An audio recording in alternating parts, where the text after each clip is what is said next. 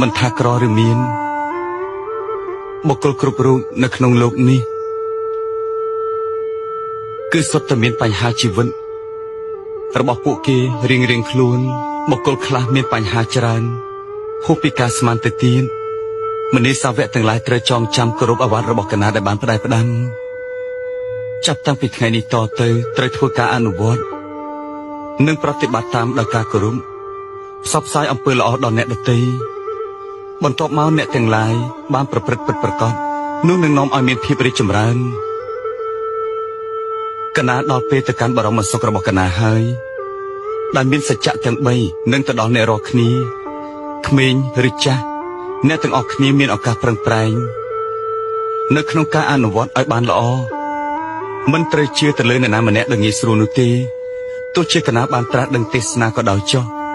ត្រូវតែពិចារណាឲ្យបានច្បាស់មិនត្រូវធ្វើអ្វីមួយដែលជាមូលហេតុ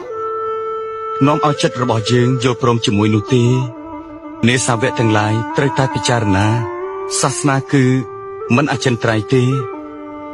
អ្វីៗត្រូវតែមានការបញ្ចប់នៅថ្ងៃណាមួយជាមិនខាន